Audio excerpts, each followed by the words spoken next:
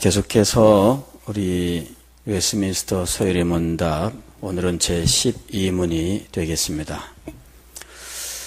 최근에 우리 총회에서 67년에 만들어진 이 소열의 문답, 대열의 문답, 또 웨스트민스터 신앙 고백서를 이제 개정하는 작업을 하고 있는데, 굉장히 기대를 많이 했어요. 왜냐하면은, 예전에 67년에 만들어진 이 번역된, 그래서 우리 헌법에 실려 있는 이 내용들이 비록 귀한 것이지만 이제 어려운 한자어로 이제 이루어져 있고, 또 이 문장 연결이 현대어가 아니라서 개정의 필요성을 늘 이제 누구든지 그 말을 하고 있는 상황이었는데, 최근에 이제 개정하기로 한 겁니다. 그래서 기대를 많이 했는데, 우리 총회에서 그 일을 맡아 한 분들이 결과물을 내어놓았는데, 그 결과물이 이전에 이러려면은 개정할 필요가 없다 하는 수준이라서 좀 많이 낙심이 됐어요. 그래서 우리 이번 노회에서 이것을 이제 찬성하느냐 반대하느냐 이거를 표결을 하게 되어 있는데, 우리 총회 안에 노회가 굉장히 많습니다. 제가 정확한 숫자는 모르겠는데 160 노회가 아마 넘을 거예요. 그러니까 우리 노회는 그 중에 하나일 뿐인데, 이 노회 중에서 3분의 2 이상이 찬성하면 그대로 확정이 되겠죠. 그러니까 노회 하나가 찬성하냐 안 하냐가 그 하나로 보면은 의미는 없어요. 그런데 그럴 거면은 개정할 이유는 하나도 없다. 그런 정도의 결과물이라면 어쨌든 이거는 오히려 개혁이 될 상황이다. 하려면 제대로 결과물을 내놔야지. 한 세대 이상 50년 만에 40년 만에 내놓는 결과물이죠. 40년 만에 내놓는 결과물이 그렇게 미치지 못해서는 안 된다. 그래서 제가 그 자료가 어떤가 이렇게 검토하다가 그만 밤을 샜어요. 그래가지고는 전부를 다 검토할 그런 시간은 도무지 안 되고, 그 일부만 더 낮게 할 수가 있는 여지가 얼마든지 있다. 이제 그걸 보여주려고 작업을 좀 했습니다. 그래서 노회에 가서 발표를 하고, 결국 우리 노회는 이제 반대하기로 이제 결정을 했어요. 개정을 한다면은 처음 목표한 목표가 달성이 되었느냐를 기준으로 보아야 되죠. 근데 이제 그 목표가 달성되지 않았는데, 일단 개정이라고 하는 목표만을 달성한다면 내용의 목표는 달성하지 않고 개정이라고 하는 것만 달성한다면 그거는 올바른 것이 아니죠. 온전한 것이 아니죠. 그래서 내용이 개정이 제대로 될 수 있도록 좀 자그마한 이런 어떤 움직임이라도 좀 있어야 되겠다, 이렇게 생각을 합니다. 왜 이것이 중요하냐면은 우리 교회에 공인된 번역이 없으면 이 사적인 번역만을 이제 쓰게 됩니다. 저도 우리 교회에서 최소 요리문답이라 해서 십계명과 사도신 그 십계명과 주기도문 부분 빼고 이 48개 문항만을 제가 일부러 번역을 해가지고 사용하고 있잖아요. 이유는 뭐냐면은 옛날 번역이 너무 어렵고 한자가 많거나 그 말을 이어가는 방식이 고어투이기 때문에 이것을 사적으로 번역을 해서 사용을 하고 있는 거예요. 근데 공인 번역이 정말 중요하고 필요하거든요. 그래서 누구나 다 공동으로 다 같이 인정하면서 다 같이 동일하게 외울 수 있다는 거. 이거는 한 교회의 교리의 통일성, 그리고 신앙 고백의 통일성을 위해서 정말 중요한 거예요. 그런데 이제 이거를 동의하지 못하는 상황이 되면, 사적인 번역이 이제 많이 등장하게 되면, 그러면은 교리의 통일성을 유지하는데 문제가 생길 수 있어요. 그래서 공인 번역이라고 하는 것은 그런 여지가 없도록 하는 것이 정말 중요한 거예요. 그러니까는 이런 다양한 의견들이 참 수렴되는 것이 정말 좋다는 거죠. 우리 성도 여러분들은 참 이런 문제들을 위해서 기도를 좀 해 주십시오. 공인 번역이 누구나 동의할 수 있는 정도로 다듬어져서 정말 우리가 다 같이 공동으로 동일한 말로 이것을 꼭 배우고 가르치고 할 수 있는 이런 상황이 되도록, 그래야 교회가 교리의 통일성을 유지하는 데 도움이 되는 거예요. 각각 다른 말로 교리를 배우면 이러면은 통일성을 유지하는데 어려워요. 그렇게 다른 말로 가르치다가 거기에다가 다른 말을 살짝 섞어 버린다면 그러면은 또 문제가 되잖아요. 그래서 이 문제는 굉장히 중요한 문제예요. 아주 중요한 문제입니다. 그래서 어떤 분들은 우리는 전문가가 아니고 우리는 내용도 모르니까 이런 식으로 말씀하시는데, 그러면 안 되고요. 최소한 이 문제에 대해서 소일의문답 정도는 우리 장로교 교인이라면 누구나 기본적인 소양이 있고 전문가처럼 어떤 견해를 가질 수 있어야 된다, 이렇게 봅니다. 그래서 여러분들 진행되고 있는 문제니까 혹시 기억하시면 여러분들이 기도할 수 있기를 바랍니다. 오늘은 제 12문입니다. 하나님께서 이 섭리를 행하시는데, 섭리는 작정과 하나님은 작정을 행하시는데 창조와 섭리로 이 작정을 행하신다, 이렇게 말씀합니다. 그래서 작정이라고 하는 것은 피조물들에 대하여 모든 일들을 정하신 일인데, 창조로부터 모든 사실들이 하나님의 작정 안에 있는 겁니다. 그리고 창조한 그 세계에 대해서는 하나님께서 친히 섭리, 즉 이 미리 정하신 것들을 직접 행하시는 거죠. 섭리라고 하는 것은 하나님께서 행하시는 일을 말합니다. 그런데 하나님이 행하시는 일은 피조물들의 모든 것들을 하나님이 직접 다스리는 것으로 행하시는 거죠.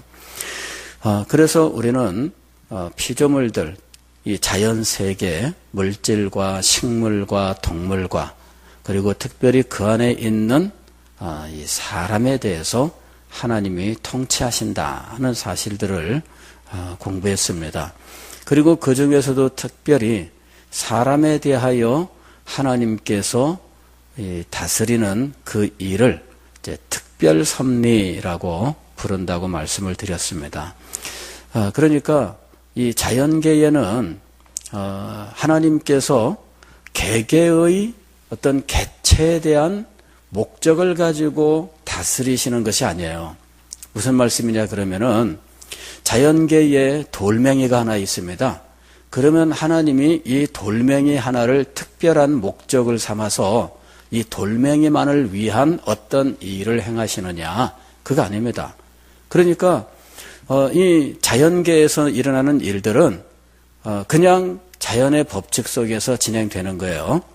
그러다가 우연히 어떤 특별한 어떤 모양이 만들어지고, 그래서 사람들이 야, 이거 정말 신기하다, 이런 상황이 되면 사람들이 그것을 보존하는 일이 벌어져요.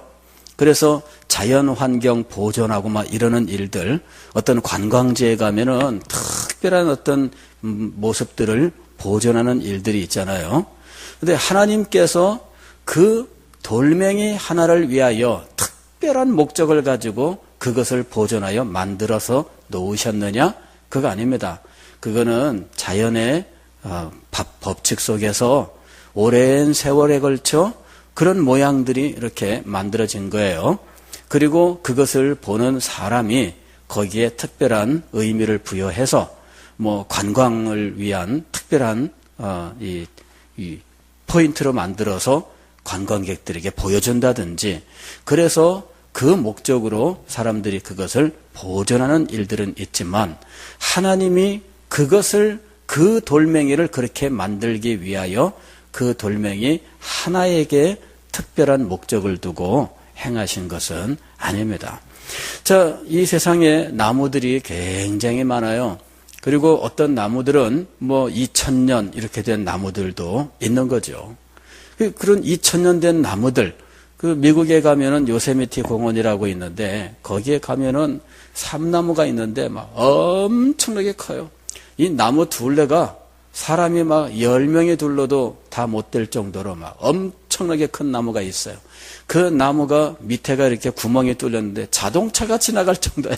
그러니까 뭐 엄청난 나무가 있는 거죠. 그런 나무들은 아마 국가에서 특별 관리를 합니다. 그 나무 하나만을 두고 특별 관리를 하는 거예요. 그런데 하나님이 이 세상에 나무를 수없이 뭐 지으시고 뭐 그리고 나무들이 뭐 자랐다가 죽었다가 했는데 그 나무 하나만을 두고 하나님이 특별한 목적으로 그렇게 행하셨느냐? 그렇지 않습니다. 하나님이 특별한 섭리로 행하시는 대상은 사람이었어요. 그러니까 아프리카에 뭐 이 가령 사자 한 마리가 있는데 지금 여기 수없이 많은 그 먹잇감이 있다 얘기예요. 그러면은 그 중에 먹잇감 하나, 그 먹잇감 하나를 하나님이 특별하게 살려서 무슨 목적으로 쓰시려고 하나님이 그렇게 개입하시는가? 거기서는 그런 것들을 볼 수가 없어요. 그런데 그런 목적을 가지고 특별하게 관리하시는 대상이 있었는데 그가 바로 사람이라는 겁니다.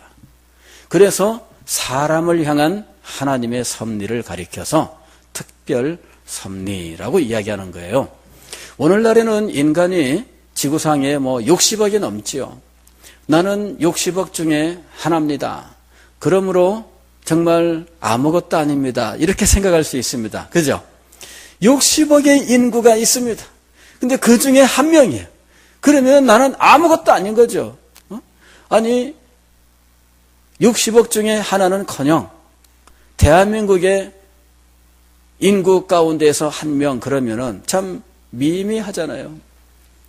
그러니까 그렇게 따지면은 우리는 뭐 참 아무것도 아닐 수 있습니다. 그냥 뭐 이 세상에 태어났다가 죽는데 그냥 자기 사는 고 살고 다니는 고 이 일정 지역에서만 왔다 갔다 하면서 큰 소리 치다가 죽는 인간이에요. 그리 따지면은 아무것도 아니죠. 그러나 하나님께서는 나를 60억 분의 1로 대하시는 것이 아니라 나를 그냥 한 사람으로 대하신다는 거예요. 이것이 특별 섭리예요. 그래서 하나님께서 나를 60억 가운데 하나로 대하신다면 그렇다면은 나는 있어도 없어도 그만이에요. 왜냐하면은 60억 중에는 별하별 사람들이 다 있는데 나보다 키도 더 크고 나보다 얼굴도 더 잘생기고 나보다 머리도 더 좋고 나보다 더 매력적이고 뭐 따져보면은 그런 사람들이 얼마나 많겠어요. 그렇다면 그런 사람들을 더 좋아하고 그런 사람들을 더 대접하고 뭐 그러는 것이 마땅하지 않을까요? 그런데 하나님께서는 나를 60억 중에 하나로 대하시는 것이 아니라 오직 나를 나 한 사람으로 대하신다는 거예요. 그것이 특별 섭리의 내용이에요. 그래서 하나님은 나 하나의 삶을 세밀하게 인도해 나가시는 거예요. 내 삶에 일어나는 모든 일들이 우연히 일어나는 일인 것처럼 보입니다. 왜냐하면 수없이 많은 이 세상의 일들이 얽히고 설키고 사람과의 관계도 수없이 얽히고 설키면서 오늘 나의 삶의 모습이 이렇게 되어 있는 거예요.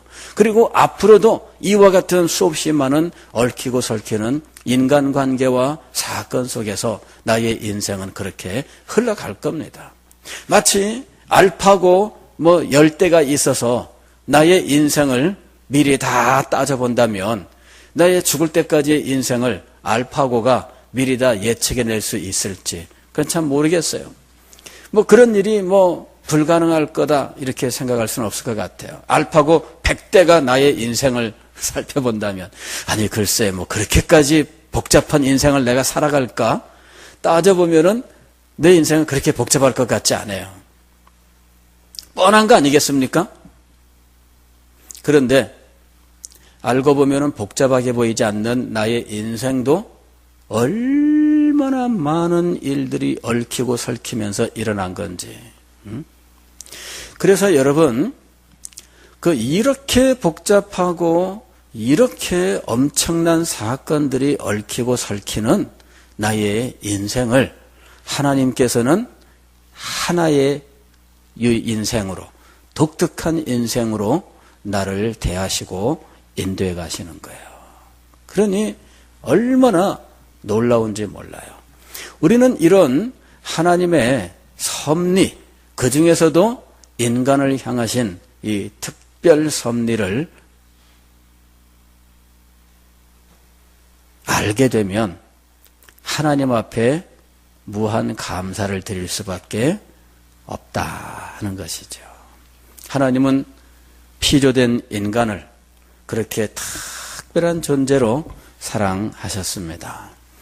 그런데 하나님께서 이 인간을 그렇게 특별하게 사랑하셨다는 사실은 하나님이 인간과 언약을 맺으신 사실에서 더욱더 두드러지게 드러납니다. 그것이 바로 오늘 우리가 생각하려고 하는 이 12문이에요. 웨스트민스터 소위문답 제12문은 하나님은 창조된 상태의 사람에 대해 무슨 특별한 섭리를 행하셨습니까? 여기서 특별한 섭리는 특별 섭리하고는 말이 달라요. 특별 섭리는 총체적인, 즉 인간에 대하여 하나님은 한 사람 한 사람 특별하게 관심을 가지고 그 삶을 이제 다스리십니다 하는 말이고요. 여기 특별한 섭리는 그 중에서 지금 하나님께서 행하시는 특별한 일이 뭐냐, 그걸 이야기하는 거예요. 특별한 일이 무엇인가? 답은 이렇습니다. 하나님은 사람을 창조하시고 완전한 순종을 조건으로 생명의 언약을 맺으셨습니다. 언약을 맺었다는 거예요. 우리는 이 생명의 언약이라고 말을 했는데 이 언약을 일반적으로는 행위 언약이라고 불러요. 행위 언약. 행위 혹은 일반적으로 우리가 보통 행위 언약 이렇게 부르는 것을 그 내용을 가지고 다시 말한다면 생명의 언약이다 이렇게 말하는 거예요. 왜냐하면은 이 언약의 그 내용을 가만히 살펴보면 하나님은 생명을 주시려고 하는 목적으로 이 언약을 맺었기 때문이죠. 그래서 생명의 언약이란 말을 사용한 거예요. 행위 언약이라고 하는 용어는 왜 나오게 되었느냐 하면 이 생명을 주시는 조건이 순종이라고 하는 우리의 행위였기 때문에 이것을 중심으로 이 언약을 이야기한다면 행위 언약이 돼요. 그런데 생명을 주시려는 목적이었다라고 하면은 생명의 언약이 되는 거죠. 그래서 무엇을 강조하느냐에 따라서 이 명칭은 다를 수 있지만 일반적으로는 생명을 주시려는 이 언약이 결과적으로는 우리에게 사망을 가져오는 계약이 되어버렸어요. 왜냐하면 순종하지 못했기 때문에 결국 그런 일이 벌어지고 만 겁니다. 그래서 우리가 이 언약에 대해서 잘 알아야 사실은 하나님의 뜻을 알고 우리의 삶을 알 수가 있습니다. 자, 하나님은 우리와 언약을 맺었다 이렇게 얘기합니다. 이 언약이라고 하는 것은 하나님과 인간의 관계를 확실하게 하는 거예요. 더 친밀하고 더욱더 아름답고 더욱더 은혜롭게 하는 것이 하나님과 맺은 이 언약이에요. 우리는 행위 언약 이렇게 얘기하면은 인간이 그 언약을 수행하지 못하고 타락하여 사실은 죄인이 되었고 멸망에 이르렀기 때문에 안 좋은 추억이 작용을 해요. 그래서 안 좋은 것일 거다 이렇게 생각하는 거죠. 그런데 안 좋은 것이 아니라 이것은 정말 좋은 거예요. 이건 정말 좋은 거예요. 자, 한번 보세요. 하나님과 우리 인간의 관계는 언약을 맺지 않은 상태에서는 자연적인 관계입니다. 즉 하나님은 창조주 하나님이시고 우리는 피조물이죠. 그래서 하나님과 우리의 관계는 창조주와 피조물이라고 하는 자연적인 관계를 가지게 돼요. 그런데 이 자연적인 관계를 어떤 관계로 만드셨느냐 하면 언약 관계로 만드신 거예요. 자, 이게 얼마나 중요한 것이냐면은 여러분 이걸 생각해 보세요. 우리가 이 세상에 태어나면 이제 우리 부모님과 나와의 관계가 부모님과 자녀의 관계, 이것이 요 상태는 어떤 관계예요? 이게 자연적인 관계입니다. 우리는 요 자연적인 관계를 그냥 혈연 이렇게 이야기하죠. 그런데 요 자연적인 관계는 또 하나의 일을 기다리고 있어요. 그건 뭐냐면은 출생신고라고 하는 거예요. 출생신고. 출생신고를 하게 되므로 부모님이 나를 낳은 이 자연적인 상태, 자연 관계가 법적으로 확고하게 되는 거예요. 그러면 출생신고가 왜 그렇게 중요하냐? 출생신고가 되어서 부모님의 호적에 내 이름이 올라가면 그러면 그때로부터 내가 이 세상에서 살아가는 데 필요한 모든 법적인 것들이 기본적으로 준비가 되는 거예요. 내가 출생신고를 하게 되면 주민등록 번호가 부여가 되고 그러면서 내 이름과 주민등록 번호가 함께 있으면서 우리 부모님과 나의 관계는 이제 세상 누구한테서도 인정받는 분명한 관계가 되는 거예요. 출생신고를 안 하면은 그러면은 그 관계가 누구한테도 인정을 받지를 못해요. 부모님은 인정을 할 수도 있고 안 할 수도 있습니다.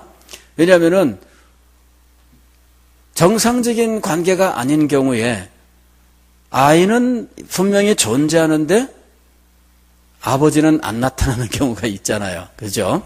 그래갖고 어떤 사람은 출생신고를 못한 채 그냥 지나가는 경우가 있고 아니면 엉뚱한 사람을 자기의 아버지나 엄마로 해서 출생신고를 해야 되는 거예요. 그런 일들이 벌어지는 거죠. 그러면 이 세상에서 정상적인 삶을 살지를 못해요. 그래서 우리는 그냥 출생신고 그냥 일반적으로 다 하니까 그것이 다 그냥 평범한 것인 줄 생각하지만 어떤 사람들의 경우에는 이것 자체가 굉장히 어려운 사람들이 있어요. 나중에 어떤 사람이 내 어떤 사람에게 부모님, 친자관계를 증명해달라 이래가지고 소송 거는 경우도 있잖아요. 저 사람이 내 아버지인데 아버지가 자녀로 인정을 안 한 거예요. 이래가지고 법적으로 증명해달라 소송을 거는 일이 있잖아요. 최근에 재벌그룹의 어떤 사람이 어떤 사람을 대상으로 해서 내가 그 사람의 아들입니다 이러면서 소송을 걸었어요. 이제 얼마 후에 결과가 나오겠죠. 여러분 이 출생신고 이거 정말 중요한 겁니다. 부모님이 출생신고를 해주느냐 해주지 않느냐, 누구나 다 하고 있기 때문에 우리는 그것을 별로 의식하지 않지만 한번 출생신고를 안 했다고 생각을 해보세요. 그러면서 이 아이에 대해서 뭐 먹을 것과 입을 것과 이런 것들은 다 제공하고 있는 거야, 이 부모님이. 그런데 출생신고만큼은 안 하고 있는 거예요. 그러면 어떻게 되겠어요? 이 아이를 사랑으로 키우고는 있어요.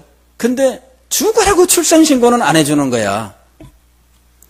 한번 생각을 해보세요. 그렇다면 어떻게 될까? 하나님께서 하나님의 형상대로 창조하신 인간에 대해서 그냥 창조만 해 놓으시고 자연 상태로만 놓아두셨다면 어떻게 하셨을까? 여러분, 하나님께서 인간과 언약을 맺으셨다고 하는 것은 하나님께서 인간과 인격적인 관계에 들어가셨다는 것을 의미하는 것이고, 인간과 특별한 관계에 들어가셨다는 것을 의미하는 거예요. 비록 인간을 탁월한 존재로 지으셨으나 언약 관계가 아니라면 인간은 자연에 있는 다른 물질 혹은 식물이나 동물과 다를 바 없는 그냥 피조물의 하나일 뿐입니다. 다른 피조물들도 하나님과 창조주와 피조물이라고 하는 자연관계에 있어요. 인간을 비록 아름다운 존재로 창조하셨다 할지라도 하나님께서 인간과 언약관계를 맺지 않으셨다면 인간은 다른 피조물들과 별다를 바가 없는 하나님과 자연적인 관계에 그치고 마는 거예요. 그러나 하나님께서 인간과 언약을 맺으심으로 인간은 자연 모든 물질이나 동식물들과는 다른 하나님과 특별한 관계 속으로 들어가게 되었다 하는 것이죠. 그러니 이 언약 관계라고 하는 것이 얼마나 중요한 것인지를 우리가 알아야 돼요. 더군다나 그 언약의 내용은 엄청난 겁니다. 하나님께서 이 언약을 통해서 인간에게 주시고자 약속하셨던 것은 생명입니다. 생명. 여기 생명이라고 하는 것은 우리의 존재가 그냥 유지된다 하는 정도의 것을 말하는 게 아닙니다. 여기서 말하는 생명은 신약에서 말하는 영생이에요. 영생. 영생은 단지 영원히 우리의 생명이 존재하는 것을 말하는 것이 아닙니다. 하나님의 특별한 사랑 속에서 하나님과 친밀한 그 관계, 복되고 아름다운 관계가 영원히 계속되는, 그래서 우리의 생명이 영광과 기쁨으로 그 최고로 고양되어 있는 이런 그 복된 상태를 가리켜서 영생이라고 부르는데, 하나님께서 아담과 맺었던 이 언약의 목적은 바로 이 영생을 주시려고 하시는 거였어요. 즉 창조함을 받은 최초의 인간은 비록 하나님께 생명이라고 하는 것을 받은 상태였지만, 그러나 그의 생명은 그렇게 하나님께서 약속하셨던 이 영생의 그 복된 상태와는 차이가 있는 상태였던 거죠. 그래서 하나님은 이 아담과 하와, 즉 사람에게 언약의 조건을 주시고 이 조건을 수행하면 더 복되고 영광스러운 자리로 이들을 올리시려는 목적으로 이 언약을 맺으셨다 하는 거예요. 그러니 이 약속이 얼마나 놀라운 것이냐 하는 겁니다. 그리고 이 언약은 조건을 수행해야만 주시는 것으로 되어 있습니다. 조건은 뭐냐면은 순종이에요. 순종에는 다른 수식어가 붙어 있는데 절대적인 순종이라 하는 겁니다. 절대적인 순종. 우리 인간들은 순종하기는 하지만 상황에 따라서 이렇게 순종하려고 하는 마음을 가져요. 그리고 그 상황에서는 어쩔 수 없었다라고 하는 이런 상황 윤리 같은 것들도 만들어내고 있어요. 즉 우리는 상대성으로 모든 일들을 평가하고 행하려고 하는 습성을 가지고 있어요. 그런데 하나님께서 인간에게 하나님께 대하여 그가 어떠한 자세를 가져야 되느냐 하면 절대적으로 순종하는 자세를 갖도록 그에게 이 언약으로서 가르쳐 주신 거예요. 이 언약 자체가 인간을 가르치시는 것이에요. 그래서 인간이 이 언약을 통하여 하나님의 말씀에 절대적으로 순종한다라고 하는 이 사실을 자기의 마음속에 가치관으로 세워야 했던 거죠. 그럼 무엇으로서 이 순종을 증명할 것이냐? 선악을 알게 하는 나무를 이 에덴 동산 중앙에 두시고 그것을 따먹지 말라 이렇게 하신 거예요. 따먹지 말라. 이것이 하나님께서 그에게 주신 순종의 시험이었어요. 그 순종의 시험을 어떤 자세로 통과해야 되느냐 하면 절대적인 순종의 자세로 통과해야 되는 거예요. 그러려면 그의 마음속에 하나님과 자신의 관계, 하나님은 어떤 분이신지, 자신은 어떤 존재인지, 둘 사이의 관계는 어떤 것인지, 내가 하나님의 말씀에 대하여 어떤 태도를 가져야 하는지, 이런 지식들이 그 마음속에 세워져야 돼요. 그리고 이 지식은 그의 마음에 자기의 삶을 결정하는 지식이 되어야 돼요. 이게 가치관입니다. 그래서 하나님께 대하여 내가 절대적으로 순종한다라고 하는 이 분명한 마음의 뜻을 세우고 그리고 그 뜻을 따라서 살아야 하는 거죠. 하나님께서 이 언약을 통해서 아담과 하와를 가르치시는 거예요. 하나님께서 이 언약을 통해서 아담의 후손들을 가르치셨던 겁니다. 하나님과 나의 관계는 피창조주와 피조물의 관계인데 나는 하나님께 대하여 절대적인 순종을 해야 되는 존재다. 그리고 그와 같은 절대적인 순종을 자기의 마음속에 기쁨으로 행하는 자세를 가져야 되는 거죠. 하나님의 말씀이라면 기쁨으로 순종합니다. 그러면서 콧노래를 부르고 즐겁게 그 말씀에 순종하는 거예요. 이것이 절대적인 순종의 내용입니다. 그냥 하기 싫은 거 억지로 시켜서 그냥 강제로 그냥 막 인상 쓰고 몸을 비비틀어 가면서 행하는 일들이 있죠. 아이들에게 공부시켜보면은 알잖아요. 공부시켜보면은 몇 시까지 뭐 이거 꼭 해라 그러면 그냥 막 몸부림을 치잖아요. 하다 말고 딴짓하고 있고 막 그냥 잠시라도 눈을 떼면은 엉뚱하고 있고 그리고 착 쳐다보고면은 알는 또 뭐 공부하는 채 하고 막. 근데 하나님께 대해서 우리가 가지는 자세는 뭐냐 이거죠. 절대적인 순종인데 이 절대적인 순종은 딱딱하게 생각돼요. 딱딱한 것이 아닙니다. 하나님의 말씀은 기쁘게 순종한다. 그 말이에요. 기쁘게 순종한다. 그리고 순종하는 과정에 유혹들이 있어요.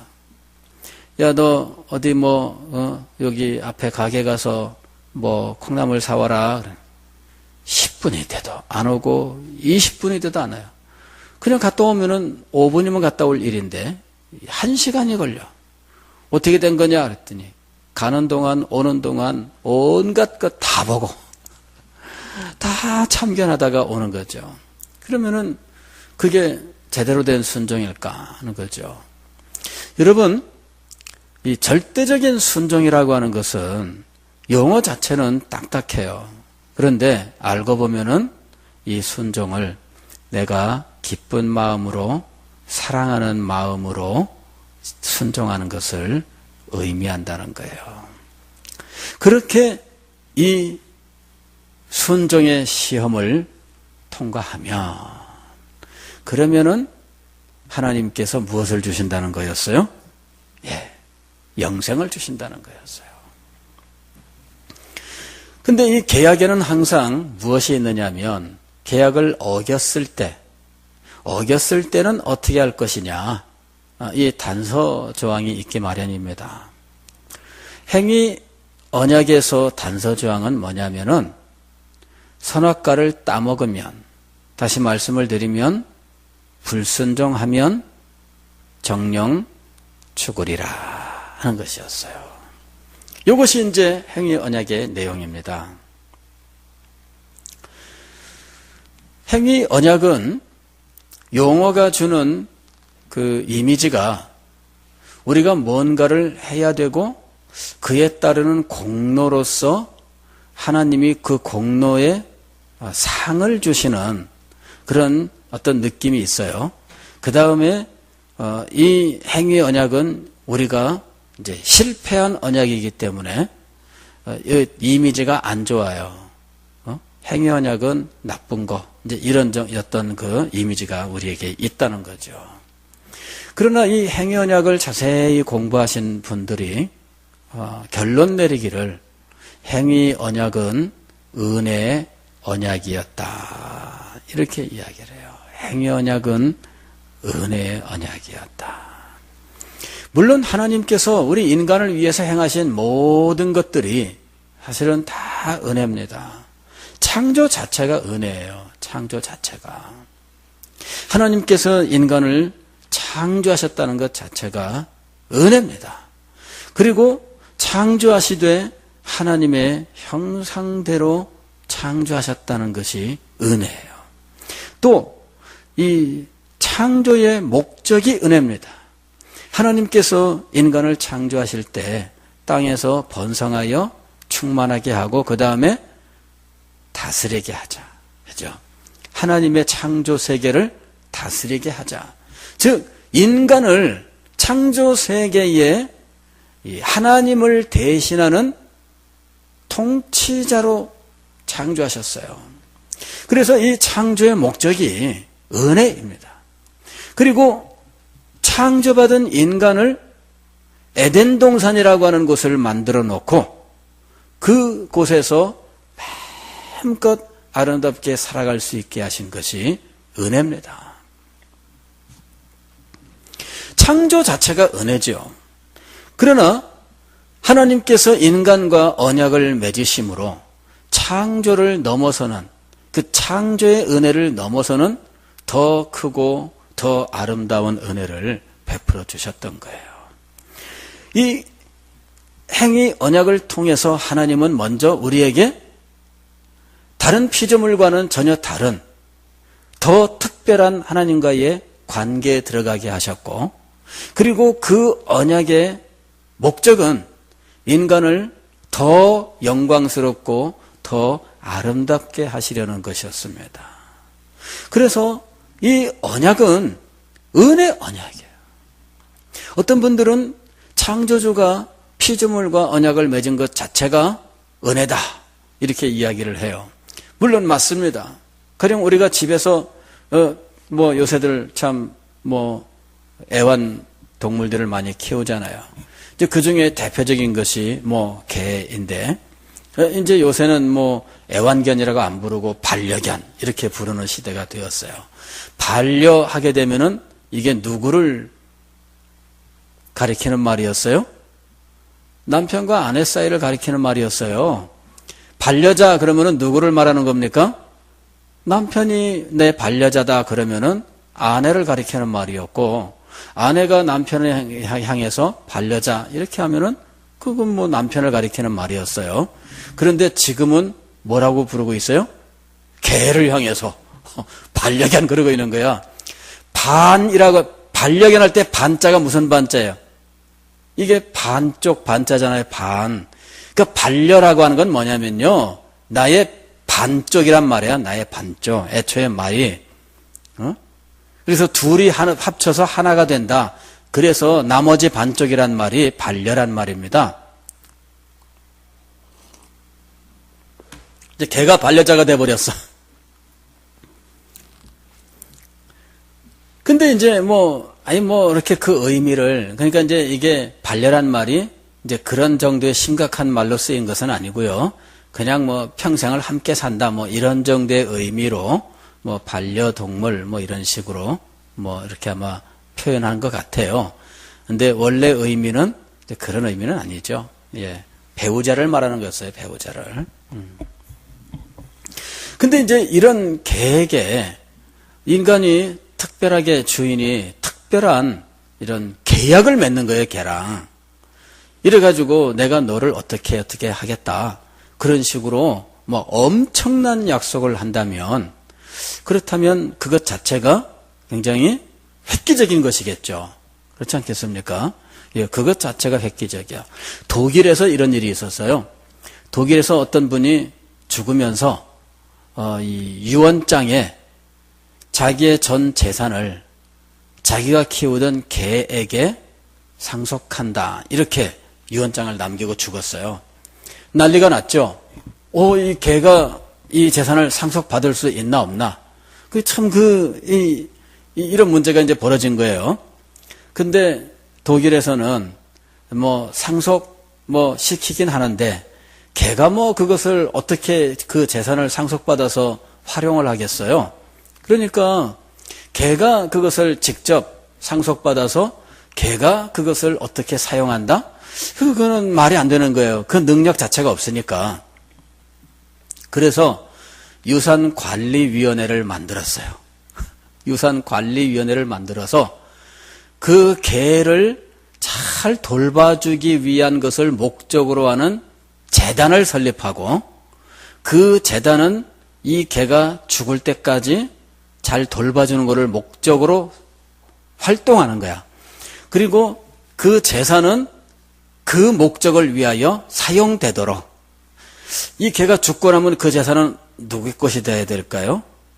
이제 뭐 그때는 이제 그 후에 계약 내용은 제가 잘 모르겠습니다만은 아마도 뭐 정상적이라면 사회 환원하기로 뭐 이제 이런 식으로 되겠죠. 예. 어쨌든 굉장히 그 획기적인 사건이었어요. 개한테 전 재산을 남긴다. 그런데 그 전 재산이 200만 원이 아니었고요. 뭐 엄청난 돈이었어요. 왜냐하면 큰 부자였거든. 그러니 그게 참 엄청난 겁니다. 그죠? 여러분 생각을 해보세요. 이 창조주께서 피조물과 그런 특별한 어떤 언약관계에 들어간다는 것 자체가 이것 자체가 은혜인 건 틀림없어요. 그러나 그 속에 담고 있는 내용이 엄청난 겁니다. 그래서 이것 행위 언약 자체가 은혜 언약이에요. 이것 자체가 은혜 언약이에요. 그리고 성경을 깊이 연구해 보신 분들이 성경 자체가 하나님의 언약으로 이루어져 있는데 그래서 이 언약서라고 부르는 겁니다. 성경을. 그런데 이 중에 인간의 타락 이전에 이 죄짓기 이전에 언약을 행위 언약이라 부르고 인간이 범죄하여 타락한 이후에 하나님이 죄인들에게 주신 언약이 은혜 언약이라고 부르는데 은혜 언약의 목적, 그 최종 목적은 우리가 새하늘과 새 땅에서 영생을 누리는 거였어요. 하나님과 사랑하고 친밀한 교제 속에서 사랑하면서 기뻐하면서 최고의 복을 누리는 그런 상태를 말하는 것인데 행위 언약에서 목표했던 것과 다른 것인가 같은 것인가?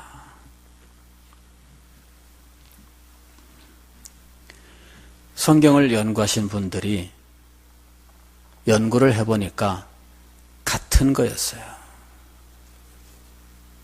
그러니까 우리가 예수 그리스도를 통하여 구원을 얻고 영광스럽게 되는데 사실은 아담에게 행위 언약 속에서 약속하셨던 것이 바로 그거였던 거죠. 그러니까 얼마나 높은 것을 하나님께서 약속하셨던 것인지를 알 수 있다는 거예요.